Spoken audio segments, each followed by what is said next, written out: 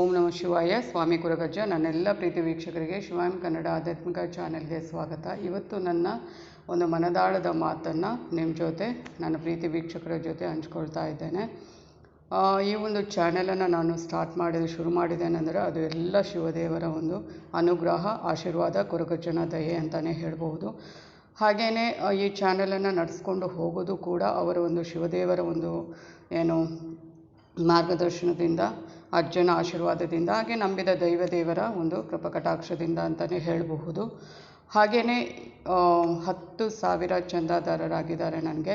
ಅದಕ್ಕೆ ತುಂಬ ಸಂತೋಷ ಆಗ್ತಾಯಿದೆ. ಎಲ್ಲ ನನ್ನ ಪ್ರೀತಿ ವೀಕ್ಷಕರಿಗೆ ಚಿರಋಣಿಯಾಗಿದ್ದೇನೆ. ಹಾಗೆಯೇ ನನ್ನ ಶಿವದೇವರ ಸಂಪೂರ್ಣ ಆಶೀರ್ವಾದ, ಹಾಗೆ ಅಜ್ಜನ ಆಶೀರ್ವಾದ ಆಗಿರುವುದು, ನಂಬಿದ ದೇವರ ಆಶೀರ್ವಾದ ನನ್ನೆಲ್ಲ ಪ್ರೀತಿ ವೀಕ್ಷಕರ ಮೇಲೆ ಸದಾ ಇರುತ್ತೆ. ಹಾಗೆಯೇ ಈ ಚಾನೆಲನ್ನು ನಾನು ಒಂದು ಆಧ್ಯಾತ್ಮಿಕ ನಿಟ್ಟಿನಲ್ಲಿ ಶುರು ಮಾಡಿರುವಂಥದ್ದು. ಹಾಗೆಯೇ ನಾನು ಆಮೇಲೆ ಯೋಚನೆ ಮಾಡಿದೆ, ಏನೋ ಒಂದು ಮಾಡಬೇಕು, ನನ್ನ ವೀಕ್ಷಕರಿಗೆ ಏನೋ ಒಂದು ನಾನು ಸ್ಪೆಷಲಾಗಿ ಏನಾದರೂ ಒಂದು ಆಧ್ಯಾತ್ಮಿಕ ಆಗಿರ್ಬೋದು ಅಥವಾ ಜ್ಯೋತಿಷ್ಯಕ್ಕೆ ಸಂಬಂಧಪಟ್ಟ ಏನಾದರೂ ಮಾಡಬೇಕು ಅಂತ ಯೋಚನೆ ಮಾಡಿದಾಗ ನನಗೆ ಪ್ರೇರೇಪಣೆ ಮಾಡಿದ್ದೆ ನನ್ನ ಒಂದು ಶಿವದೇವರು ಅಂತಲೇ ಹೇಳಬಹುದು. ಅವರ ಒಂದು ಮಾರ್ಗದರ್ಶನದಿಂದನೇ ನಾನು ನಡೆಸ್ಕೊಂಡು ಹೋಗ್ತಾ ಇದ್ದೇನೆ ಅಂತ ಹೇಳಿದರೂ ತಪ್ಪಾಗಲಿಕ್ಕಿಲ್ಲ. ನಿಮ್ಮ ಪ್ರೋತ್ಸಾಹ, ನಿಮ್ಮ ಅಭಿಮಾನ ಎಲ್ಲ ನನ್ನ ಜೊತೆ ಇರುತ್ತೆ ಮುಂದೇನು ಅಂತ ಅಂದ್ಕೊಂಡಿದ್ದೇನೆ. ಆಮೇಲೆ ಏನು ಅಂದರೆ, ತುಂಬ ಮಂದಿ ಒಂದು ಅವರವರ ವೈಯಕ್ತಿಕ ಪ್ರಶ್ನೆಗಳನ್ನು ಕೇಳಿ, ನಿಮ್ಮ ವೈಯಕ್ತಿಕ ಪ್ರಶ್ನೆಗಳನ್ನು, ಸಮಸ್ಯೆಗಳನ್ನು ಕೇಳಿ ಅಂತ ಹೇಳ್ತೇನೆ. ತುಂಬ ಮಂದಿ ಪಾಪ ಅವರವರ ಒಂದು ಸಮಸ್ಯೆಗಳನ್ನು ಹೇಳಿಕೊಂಡು ನನಗೆ ಮೆಸೇಜ್ ಮಾಡ್ತೀರಾ. ಆಗ ನಾನು ಉತ್ತರ ಕೊಡೋದು ಕೂಡ ಬಹುಶಃ ನನ್ನಿಂದ ಸಾಧ್ಯ ಆಗುತ್ತೆ ಅಂತಲ್ಲ, ನನ್ನ ಶಿವದೇವರ, ನಾನು ನಂಬಿರುವ ಶಿವದೇವರು ಅದಕ್ಕೆ ಪ್ರೇರೇಪಣೆ ಕೊಡುವುದು. ಈ ಥರ ಏನೋ ಒಂದು ಟೈಪ್ ಮಾಡ್ತಾ, ಅಂದರೆ ನಿಮ್ಮ ಒಂದು ಸಮಸ್ಯೆ ಏನಿದೆ ಅದಕ್ಕೆ ನಾನು ಒಂದು ಆ ಸಮಸ್ಯೆಗೆ ಪರಿಹಾರವನ್ನು ತಿಳಿಸುವಾಗ ಕೂಡ ನನ್ನ ಒಂದು ಶಿವದೇವರೇ ನನ್ನ ಕೈಯಿಂದ ಭರಿಸ್ತಾರೇನೋ ಅಂತ ನೋಡಿ. ಯಾವಾಗಲೂ ಪ್ರತಿ ಸಲನೂ ನಾನು ದೊಡ್ಡ ಆ ಥರ ಮಾಡಿ ಈ ಥರ ಮಾಡಿ ಅಂತ ಹೇಳೋದಿಲ್ಲ. ಶನಿ ಪ್ರಭಾವ ಅಥವಾ ಶನಿ ದಿವಸ ಇದ್ದಾಗ ನೀವು ಶನಿದೇವರ ಆರಾಧನೆ ಮಾಡಿ, ಹಾಗೆಯೇ ಶಿವದೇವರ ಆರಾಧನೆ ಮಾಡಿ ಅಂತ ಹೇಳ್ತಾ ಇರ್ತೇನೆ. ಅಥವಾ ಇನ್ನೇನೋ ಒಂದು ಚಿಕ್ಕ ಪುಟ್ಟ ಪರಿಹಾರಗಳನ್ನು ಹೇಳ್ತೇನೆ. ನಮಗೆ ಏನೇ ಒಂದು ಶನಿ ಪ್ರಭಾವ ಅಥವಾ ಶನಿ ದೇಶ ಇದ್ದಾಗ ನಾವು ಏನು ಮಾಡಬೇಕು ಅಂದರೆ, ಆದಷ್ಟು ಶನಿದೇವರ ಆರಾಧನೆಯನ್ನು, ಶನಿದೇವರ ಒಂದು ಅದು ಪೂಜೆ ಆಗಿರ್ಬೋದು, ಮಂತ್ರ ಆಗಿರ್ಬೋದು, ಅಥವಾ ಶನಿವಾರದ ದಿನ ಎಳ್ಳೆಣ್ಣೆಯನ್ನು ಅರ್ಪಿಸುವುದಾಗಿರಬಹುದು, ಅದನ್ನೆಲ್ಲ ಮಾಡಬೇಕು. ಹಾಗೆಯೇ ಶಿವದೇವರಿಗೆ ಯಾಕೆ ಕೊಡಬೇಕು ಶನಿ ಪ್ರಭಾವ ಅಥವಾ ಶನಿ ದೆಸೆ ಇದ್ದಾಗ ಅಂತ ಹೇಳಿದರೆ, ಶನಿದೇವರ ಅಧಿಪತಿ ಶಿವದೇವರು. ಅಂದರೆ ಶನಿದೇವರಿಗೆ ಕೂಡ ತುಂಬ ಇಷ್ಟವಂತೆ ಶಿವದೇವರು ಅಂದರೆ. ಅವರಿಗೆ ಕೂಡ ನಾವು ರುದ್ರಾಭಿಷೇಕ ಅಥವಾ ಎಳ್ಳೆಣ್ಣೆಯನ್ನು ಅಲ್ಲಿ ಕೂಡ ಕೊಟ್ಟರೂ ಕೂಡ ಅವರಿಗೆ ತುಂಬ ಸಂತೃಪ್ತಿ ಆಗುವುದಂತೆ ಶನಿದೇವರಿಗೆ. ಹಾಗೆಯೇ ನಿಮ್ಮ ಮನೆ ಹತ್ತಿರ ಶನಿ ದೇವಸ್ಥಾನ ಇಲ್ಲ ಅಂದರೆ ಅಟ್ಲೀಸ್ಟ್ ಹನುಮಾನ್ ದೇವಸ್ಥಾನ ಇರುತ್ತಲ್ವ, ಅಲ್ಲಿ ಕೊಟ್ಟರೂ ನಡೆಯುತ್ತೆ. ಹಾಗೆಯೇ ತಿಂಗಳಿಗೊಮ್ಮೆ ಶಿವದೇವರಿಗೆ ರುದ್ರಾಭಿಷೇಕವನ್ನು ಕೊಡುವಂಥದ್ದು, ಆದರೆ ಸೋಮವಾರ ದಿನ ಹೋಗಿ ಕೊಡುವಂಥದ್ದು. ಇದರಿಂದೆಲ್ಲ ಈ ಒಂದು ಶನಿಯ ಒಂದು ದೆಸೆ ಪ್ರಭಾವ ಇದ್ದಾಗ ನಾವು ಎಷ್ಟು ಅವರನ್ನು ಆರಾಧನೆ ಮಾಡ್ತೀವೋ, ಎಷ್ಟು ಅವರನ್ನು ಒಂದು ಸಂತೃಪ್ತಿ ಮಾಡ್ತೀವೋ, ಆಗ ಖಂಡಿತವಾಗಲೂ ನಮ್ಮ ಸಮಸ್ಯೆಗಳು ಕಡಿಮೆ ಆಗುವಂಥದ್ದು. ಯಾಕೆಂದರೆ ತುಂಬ ಪ್ರಶ್ನೆಗಳು ಬರುವಂಥದ್ದು ಇದೇ ಒಂದು, ಅಂದರೆ ರಾಶಿ ನಕ್ಷತ್ರ ತಿಳಿಸ್ತೀರಿ. ಹಾಗೆ ನಾನು ನೋಡ್ತೇನೆ ಯಾರಿಗೆ ಯಾವ ದೇಶ ಇರುತ್ತೆ, ಯಾವ ಶನಿ ಪ್ರಭಾವ ಇರುತ್ತೆ ಅಂತ ನೋಡಿದಾಗ ತುಂಬ ಮಂದಿಗೆ ಇರುತ್ತೆ. ಆಗ ನಾನು ಇದೇ ಪರಿಹಾರವನ್ನು ಹೇಳ್ತೇನೆ.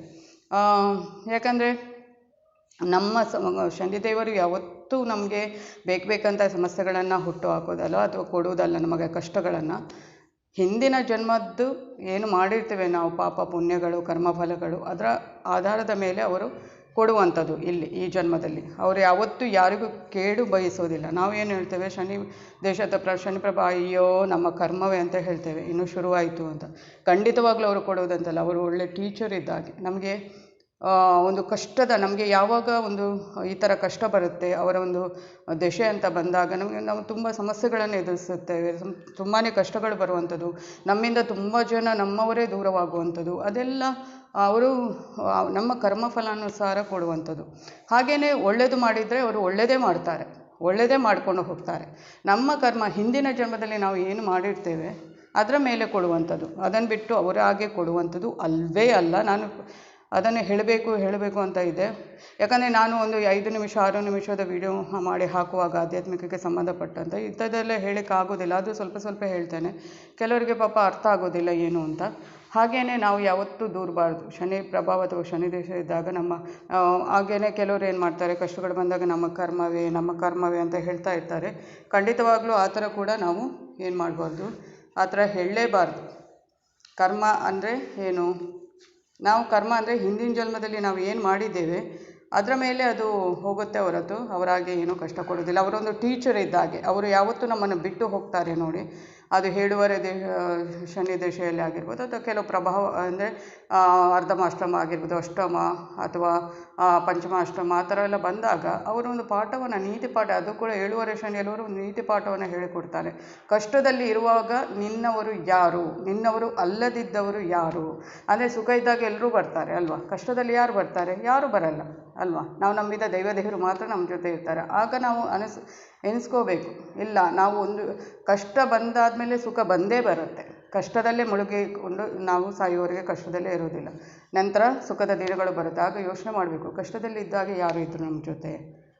ಇಲ್ಲ, ನಾವು ಸುಖದಲ್ಲಿದ್ದಾಗ ಯಾರು ಇದ್ದರು, ಕಷ್ಟದಲ್ಲಿದ್ದಾಗ ಅವ್ರು ಬಂದ್ರಾ ಅನ್ನೋದನ್ನು ಸ್ವಲ್ಪ ಇದು ಗಮನದಲ್ಲಿ ಅವರು ಪಾಠ ಹೇಳಿಕೊಟ್ಟು ಹೋಗೋದು ಮುಂದೆ. ಅದನ್ನೆಲ್ಲ ನಾವು ಯೋಚನೆ ಮಾಡಬೇಕು. ಮತ್ತು ನಾನು ಏನು ಅಂದರೆ ಶಿವದೇವರಿಗೆ ನನ್ನ ಜೀವನವನ್ನು ಅರ್ಪಣೆ ಮಾಡಿರುವಂಥದ್ದು.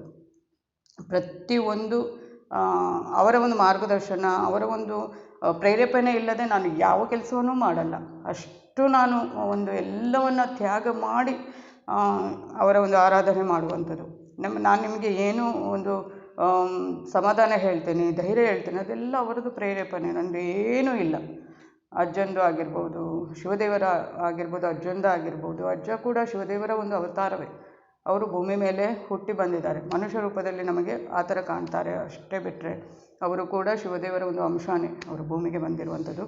ಹಾಗೆಯೇ ಪ್ರತಿಯೊಬ್ಬರು ಕೂಡ ನನಗೆ ತುಂಬ ಹೇಳ್ತೀರಿ, ಹೌದಮ್ಮ, ಅಥವಾ ಹೌದು ನೀವು ನಮಗೆ ಏನೋ ಹೇಳ್ತೀರಿ ಅಥವಾ ನಮಗೆ ಸಮಾಧಾನ ಹೇಳ್ತೀರಿ, ಅದು ನಮಗೆ ಖುಷಿಯಾಗಿದೆ. ನಿಮ್ಮ ವೀಡಿಯೋವನ್ನು ಹಾಕ್ತೀರಿ, ಅದನ್ನು ಆಧ್ಯಾತ್ಮಿಕಕ್ಕೆ ಸಂಬಂಧಪಟ್ಟ ವೀಡಿಯೋ ಆಗಿರ್ತೀರಿ, ಅದು ಕೂಡ ಸತ್ಯವಾಗಿರುತ್ತೆ. ತುಂಬಾ ಹೌದು ಅಂತ ಆಗುತ್ತೆ. ಅದರಿಂದ ನಮಗೆ ಎಲ್ಲೋ ನಮಗೆ ನೆಮ್ಮದಿ ಸಿಗುತ್ತೆ. ನಿಮ್ಮ ಒಂದು ಏನು ಒಂದು ಸಮಾಧಾನ ಹೇಳ್ತೀರಿ, ಅದು ನಮಗೆ ಇದು ಆತ್ಮಸಂತೃಪ್ತಿ ಕೊಡುತ್ತೆ. ಹಾಗೆ ಹೀಗೆ ಅಂತ ತುಂಬಾ ಹೇಳ್ತೀರಿ. ಅದು ನನಗೆ ಎಲ್ಲೋ ಖುಷಿಯಾಗುತ್ತೆ. ಪರವಾಗಿಲ್ಲ, ಅದು ನನಗೆ ಖುಷಿಯಾಗೋದಕ್ಕಿಂತ ಹೆಚ್ಚಾಗಿ ನಾನು ನಂಬಿರುವ ಆ ಶಿವದೇವರಿಗೆ ಇಷ್ಟ ಆಗುತ್ತೆ ಅಂತ ಅಂದ್ಕೊಳ್ತೇನೆ. ಪ್ರತಿಯೊಂದು ಹೆಜ್ಜೆಯಲ್ಲೂ ನಾನು ಅವರನ್ನು ಮುಂದೆ ಇಟ್ಟು ನಾನು ನಡೆಯುವಂಥದ್ದು. ತುಂಬ ಇಮೋಷನಲ್ ಆಗ್ತೇನೆ ನಾನು. ಆಮೇಲೆ ಏನು ಅಂದರೆ, ಯಾರು ಶಿವದೇವರ ಭಕ್ತರಾಗಿ ನನ್ನ ಒಂದು ಚಾನಲಲ್ಲಿ ಇರ್ತೀರಿ, ಶಿವದೇವರನ್ನು ನಂಬ್ತೀರಿ ಅಥವಾ ಯಾವುದೇ ದೇವರನ್ನು ನಂಬೋದಾದರೂ ಕೂಡ ಒಂದು ಕಮೆಂಟ್ ಬಾಕ್ಸಲ್ಲಿ ಓಂ ನಮಃ ಶಿವಾಯ ಅನ್ನೋದನ್ನು ಬರೆಯಿರಿ. ಹಾಗೆಯೇ ಯಾವ ಥರ ಒಂದು ಆಧ್ಯಾತ್ಮಿಕಕ್ಕೆ ಸಂಬಂಧಪಟ್ಟಂಥ ಅಥವಾ ಒಂದು ಆಧ್ಯಾತ್ಮಿಕಕ್ಕಾಗಿರ್ಬೋದು ಅಥವಾ ಜ್ಯೋತಿಷ್ಯಕ್ಕೆ ಆಗಿರ್ಬೋದು, ಯಾವ ಥರದ ವೀಡಿಯೋಗಳನ್ನು ಇನ್ನು ಮುಂದೆ ಹಾಕ್ಬೋದು, ನಿಮ್ಮದು ಏನಾದರೂ ಸಜೆಷನ್ ಇದ್ದರೆ ಖಂಡಿತವಾಗ್ಲೂ ನನಗೆ ಕಮೆಂಟ್ ಬಾಕ್ಸಲ್ಲಿ ಹಾಕಿ. ಖಂಡಿತವಾಗ್ಲೂ ನಾನಿದ್ದೇನೆ. ಮತ್ತು ಕೆಲವರು ಆ ಸಲಹೆ ಪ್ರಕಾರ ಕೂಡ ನಾನು ತೆಗೆದು ಅದರ ಪ್ರಕಾರ ವೀಡಿಯೋ ಕೂಡ ಮಾಡ್ತೇನೆ. ಕೆಲವರು ಎನಿಸ್ಬೋದು ನಮಗೆ ಉತ್ತರನೇ ಕೊಡಲ್ಲ, ನಾವು ಪ್ರಶ್ನೆ ಹಾಕ್ತೇವೆ ಅದು ಉತ್ತರ ಕೊಡಲ್ಲ. ನಾನು ಎಷ್ಟೋ ಸಲ ಹೇಳ್ತೇನೆ, ನಿಮ್ಮ ರಾಶಿ ನಕ್ಷತ್ರ ಅಥವಾ ಡೇಟ್ ಆಫ್ ಬರ್ತನ್ನು ಮಾತ್ರ ನಮೂದಿಸಿದ್ರೆ ಖಂಡಿತವಾಗ್ಲೂ ಉತ್ತರಿಸೋಕ್ಕಾಗಲ್ಲ. ನಿಮ್ಮ ಸಮಸ್ಯೆ ಏನು ಅಂತ ಬರೆದು ಕಳಿಸಿ, ಖಂಡಿತವಾಗ್ಲೂ ಉತ್ತರಿಸ್ತೇನೆ ಅಂತ. ಅಥವಾ ಕೆಲವೊಂದು ಕ್ವೆಶನ್ಸ್ ಏನೋ ಸಮಯದ ಅಭಾವ, ನಾನೊಬ್ಬಳೇ ಎಲ್ಲ ಮೇಂಟೈನ್ ಮಾಡೋದ್ರಿಂದ ಆಚೆ ಈಚೆ ಆಗಬಹುದು. ಯಾಕೆಂದರೆ ತುಂಬ ಸಮಯದ ಅಭಾವ ಇದೆ. ಅದರ ನಡುವೆನೂ ನಾನು ಏನೋ ಒಂದು ದೇವರ ಒಂದು ಆಶೀರ್ವಾದದಲ್ಲಿ ಇದನ್ನು ನಡೆಸ್ಕೊಂಡು ಹೋಗ್ತೇನೆ. ಆದರೂ ನಾನು ಪ್ರತಿಯೊಬ್ಬರ ಪ್ರಶ್ನೆಗೆ ಉತ್ತರ ಕೊಡೋಕ್ಕೆ ನಾನು ಕೊಡಲಿಕ್ಕೆ ನಾನು ಪ್ರಯತ್ನ ಪಡ್ತೇನೆ. ಆದರೆ ಅಲ್ಲೂ ಇಲ್ಲೂ ಸ್ವಲ್ಪ ಆಚೆ ಈಚೆ ಆಗಬಹುದು. ಆದರೂ ಖಂಡಿತ ಬೇಸರ ಮಾಡಬೇಡಿ. ಒಂದು ಸಲ ನೀವು ಪ್ರಶ್ನೆ ಹಾಕಿದರೆ ನಾನು ಉತ್ತರ ಕೊಡದೇ ಇದ್ದರೆ ಇನ್ನೊಂದು ಸಲ ಕೂಡ ಹಾಕ್ಬೋದು ನೀವು ರಿಪೀಟೆಡ್ಲಿ. ಖಂಡಿತವಾಗ್ಲೂ ನಾನು ಉತ್ತರಿಸ್ತೇನೆ. ನಾನು ನಿಮ್ಮ ಜೊತೆ ಯಾವತ್ತೂ ಇರ್ತೇನೆ. ನಾನು ನಂಬಿರುವ ಶಿವದೇವರಾಗಿರ್ಬೋದು ಅಥವಾ ಅಜ್ಜ ಆಗಿರ್ಬೋದು ಅಥವಾ ನಂಬಿದ ದೇವರು, ಪ್ರತಿಯೊಬ್ಬರ ಆಶೀರ್ವಾದನೂ ನನ್ನ ಎಲ್ಲ ಪ್ರೀತಿ ವೀಕ್ಷಕರ ಮೇಲೆ ಸದಾ ಇರುತ್ತೆ. ಇದನ್ನೆಲ್ಲ ಹೇಳಬೇಕಾಗಿತ್ತು. ಖಂಡಿತವಾಗ್ಲೂ ನೀವು ಏನಾದರೂ ನನಗೆ ಈ ಥರ ನಿಮಗೆ ಯಾವ ಥರ ಆಧ್ಯಾತ್ಮಿಕಕ್ಕೆ ಅಥವಾ ಬೇರೆ ಈ ಒಂದು ದೇವರ ಸಂಬಂಧಪಟ್ಟ ಅಂತ ಒಂದು ಯಾವ ಥರ ವೀಡಿಯೋ ಬಂದು ನಿಮಗೆ ಇನ್ನೂ ಒಳ್ಳೆಯದಾಗುತ್ತೆ ಅಥವಾ ಇನ್ನೂ ಇಷ್ಟವಾಗುತ್ತೆ ಅಂತ ಹೇಳಿದರೆ ನಾನು ಅದನ್ನು ಖಂಡಿತವಾಗ್ಲೂ ಅದ್ರ ಬಗ್ಗೆ ಕೂಡ ಯೋಚನೆ ಮಾಡ್ತೇನೆ. ಇಷ್ಟು ನನಗೆ ಹೇಳಲಿಕ್ಕೆ ಇತ್ತು. ನಾನು ಯಾವತ್ತೂ ನಿಮ್ಮ ಜೊತೆ ಇರ್ತೇನೆ. ಯಾವತ್ತೂ ಶಿವದೇವರ ಆಶೀರ್ವಾದ ನನ್ನೆಲ್ಲ ಪ್ರೀತಿ ವೀಕ್ಷಕರ ಮೇಲೆ ಸದಾ ಇರುತ್ತೆ.